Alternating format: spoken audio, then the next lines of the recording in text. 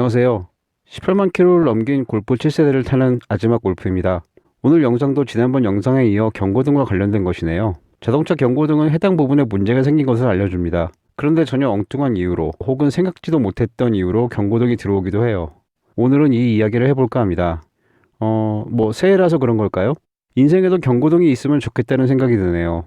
그 주식 사면 안 된다, 운동할 시간이다, 그 여자를 잡아라, 아니면 너처럼 살면 큰일 난다, 이런 걸 알려주는 경고등 말이죠. 죄송합니다.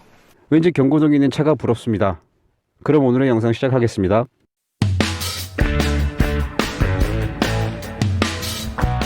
다들 알고 계시는 이 경고등은 엔진 체크등입니다. 엔진에 뭔가 문제가 생겼다는 경고등이죠. 경고등에는 색이 있는데 빨간색은 바로 조치를 해야 하며 안전에 치명적인 영향을 줄 수 있는 경고등이고요.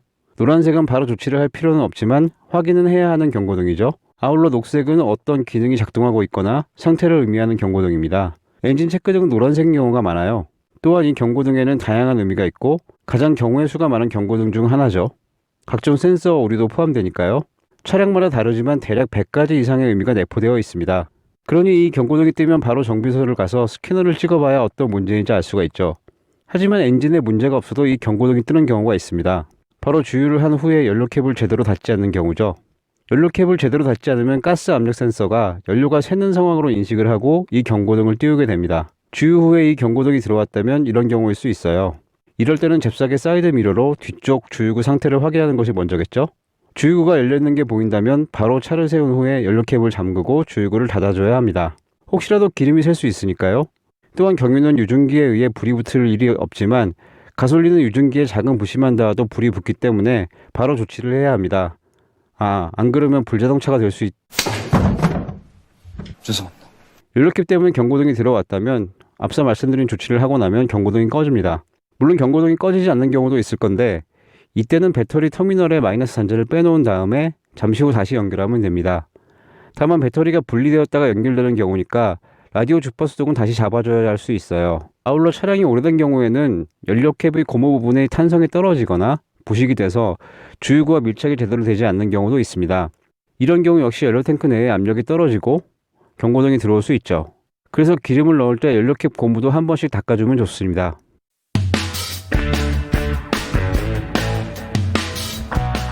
동시에 몇 가지 경고등이 뜨는 경우가 있어요. 일단 이미지부터 보실까요? 주행거리는 14,000km가 조금 넘었네요. 그런데 왼쪽에 파워 스티어링 경고등이 떠 있고요. 오른쪽에는 자세 제어 장치와 타이어 공기압 경고등이 떠 있네요. 정말 다 이 부분에 문제가 생긴 걸까요? 만약 그렇다면 견적이 어마어마하겠죠? 이런 경우도 있습니다. 이번에는 3,000km가 조금 넘었네요. 키운 상태에서 뜨는 경고등 말고도요, 이런저런 게 많아요. 이 정도 주행거리 차량에서 이렇게 경고등이 뜬다면 이건 리콜 가야겠죠?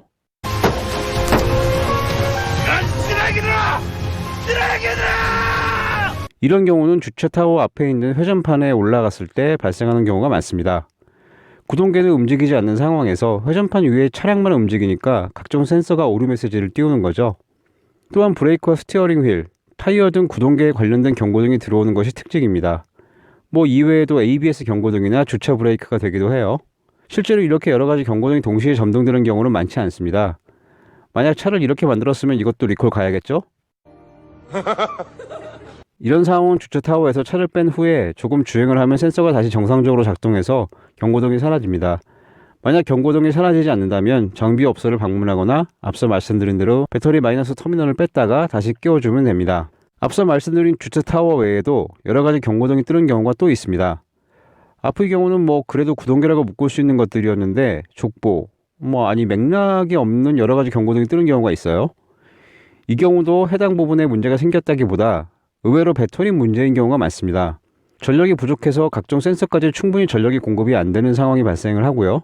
이 때문에 센서가 오류를 일으켜서 경고등을 띄워버리는 거죠. 물론 전력 부족 문제인 경우는 배터리뿐만 아니라 전력을 공급하는 발전기 문제일 수도 있습니다. 제 지인이 이런 경우를 당했는데 동네 정비소에는 차량 배선을 다시 깔아야 한다고 오진을 한 경우가 있었어요. 지인의 차량은 볼보였는데 배선을 전부 다시 깔면 1,000만 원이라고 했다네요. 이건 너무한 거 아니냐고? 물론 다른 정비소 가서 12만 원 주고 배터리 갈아주니까 모든 경고등이 깔끔하게 사라졌다고 합니다. 그러니 여러분들도 뭔가 의심이 되면 여러 정비소를 가보실 필요가 있어요. 병원도 여러 군데 가보는 것처럼요. 물론 나이가 들면 병원 가서 뭐가 나올지 모르니까 무서워서 못 가는 경우도 있지만요. 그래도 가야 합니다. 인생에는 경고등이 없으니까요.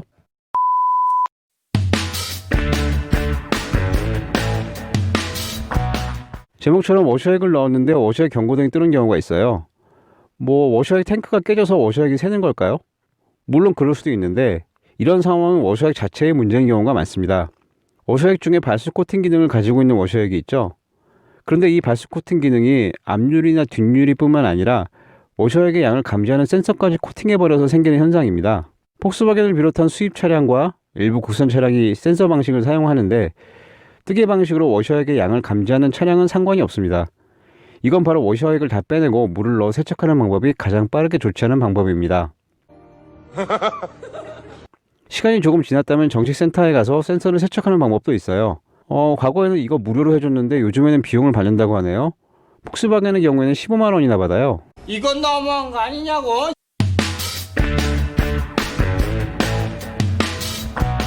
디젤 차에는 DPF가 들어있죠.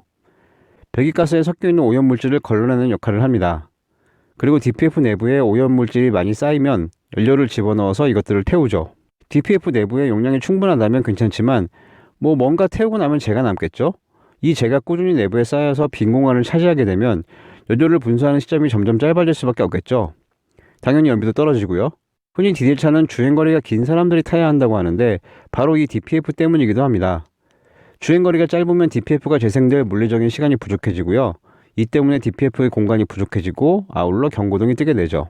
이 경고등이 들어오면 고속주행을 하라는 이야기가 있어요. 그런데 무조건 고속주행은 아니에요. 이 이미지는 폭스바겐에서 발행한 차량관리 책자에 있는 내용입니다. 보시면 가장 잘 제거되는 조건이 있죠. 이 조건을 맞춰주는 게 좋겠죠. 만든 사람보다 소비자가 잘할 수는 없으니까요. 같은 맥락으로 자동차에 문제가 있다, 없다는 소비자보다 더 잘하는 자동차 회사가 밝히는 것이 맞는 거 아닐까 싶어요. 그런데 우리나라는 왜 이럴까요?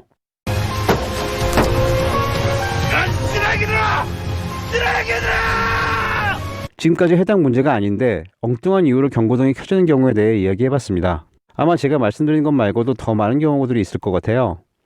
중요한 것은 이런 경우들 말고 다른 경우라면 바로 정비소를 가야 합니다. 인터넷을 보면 무슨 경고등 삭제 어떻게 하나요? 란 질문이 많이 올라오는데 그냥 삭제만 했다가는 나중에 통장의 잔고가 삭제되어 버리고 자동차 생활에 경고등이 켜질 수도 있습니다.